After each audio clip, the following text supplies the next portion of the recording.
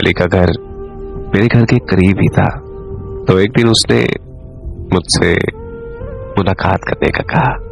ये बात सुनकर मुझे अच्छा नहीं लगा, क्योंकि शादी से पहले ऐसे मुलाकात करना मेरे लिए मुनासिब नहीं था, और मुझे ये हरकत और ये बात सरासर गलत लगी। मेरे इनकार करने पर अली मुझसे नाराज हो गया और उसने मुझसे बात करना बंद कर दी। अली की ये नाराजगी मुझे बहुत तकलीफ दे रही थी, तो मैंने दिल के हाथों मजबूर होकर उसे मिलने के लिए हाँ कर दी। हमारी मुलाकात मेरे घर की छत पर रात में हुई। वो मेरे पास आया और उसने मेरा हाथ पकड़ लिया। मैं बहुत ज्यादा घबरा गई और मैंने उसे धक्का दे दिया और मैं छत से फौरन नीचे भाग आई।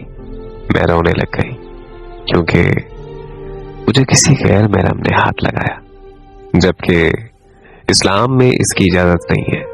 मैं सारी रात रो रो के अल्लाह से अपने इस गुनाह की माफी मांगती रही। जब सुबह हुई तो मैंने अली को कॉल की ताकि मैं उसे समझा सकूं कि मैं ऐसी लड़की नहीं हूं जो एक गैर महरम को अपने करीब आने की इजाजत दे दे। वो शादी के बाद ही मुझे हाथ लगा सकता है। लेकिन अली ने कॉल अटेंड करते ही मेरी इंसल्ट शुरू कर दी। वो मुझे कहने लगा कि तुम्हारे घर वाले तुम्हारे साथ बिल्कुल ठीक करते, क्योंकि तुम इस काबिल ही नहीं हो कि कोई तुमसे प्यार करे।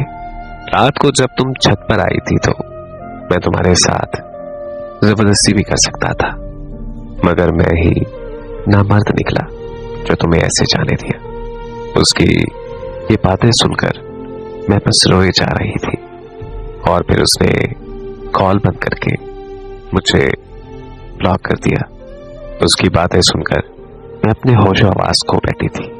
जिंदगी में पहली बार किसी से प्यार मिला और वो भी झूठा मिला। वो मुझसे प्यार नहीं करता था, बल्कि मेरा फायदा उठाना चाहता था। मुझसे उसको फायदा नहीं मिला तो उसने मुझे छोड़ दिया। मैं एक बार फिर से अपनी पुरानी जिंदगी में वापस लौट आई। अब मैं अपने घर वालों की बातें चुपचाप सुन लेती हूँ।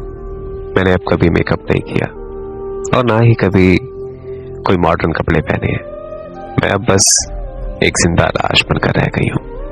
अब जब कोई मुझसे पूछता है कि तुमसे कोई प्यार क्यों नहीं करता, तो मैं बचपन की तरह जवाब में कहती हूँ कि जिससे कोई प्यार नहीं करता उससे सिर्फ अल्लाह पाक प्यार करता है, और मेरे लिए मेरा अल्लाह ही काफी है।